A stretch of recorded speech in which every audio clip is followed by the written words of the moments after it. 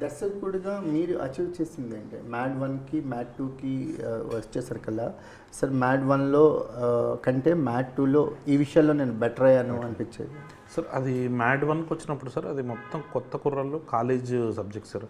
అది ఎక్కడో తెలియకుండా యూత్ సినిమా అన్నట్టే ప్రొజెక్ట్ అయింది. మనం కాన్సన్ట్రేటెడ్ గ్రూప్ కూడా యూతే సార్.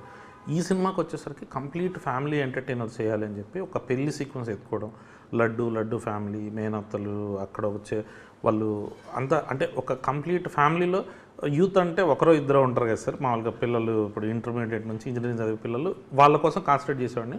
ఇప్పుడు తాతయ్య దగ్గర నుంచి చిన్నపిల్లాడి వరకు మనోడి వరకు అందరికీ నచ్చే సినిమా చేయడం. అవును సార్,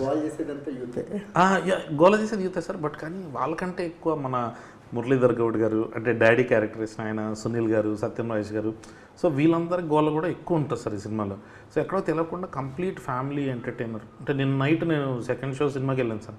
సెకండ్ షోకి సండే నైట్ మన ఐనాక్స్ అశోకవన్ మాల్లో చూస్తే చిన్నపిల్లలు ఇద్దరిని తీసుకొని పేరెంట్స్ వచ్చి, సో భలే క్యూట్గా అనిపించింది అంటే సార్, ఇంటర్వెల్ కంటే ముందు ఒకసారి నాకు ఏదో ఫోన్ కాల్ వస్తే బయటికి వెళ్తున్నాం సార్. బయటికి వెళ్తుంటే ఒక లేడీ పాప ఏడుస్తుందని చెప్పి ఎవరు ఇబ్బంది పడకూడదని అక్కడ దాకా వచ్చి ఆవిడకి సినిమా చూడాలని ఉంది, అట్ ద సేమ్ టైం పాపని సంధాయించాలని చెప్పి అక్కడే అలా చూస్తూ నవ్వుతుంది సార్ ఆవిడ. సో ఆ ఇమేజ్ చాలా మంచిగా అనిపించింది. సో కంప్లీట్ ఫ్యామిలీకి నచ్చే సినిమా చేయడంలో 1 కంటే 2లో అది అచీవ్ చేసాము అని అనిపించింది సార్.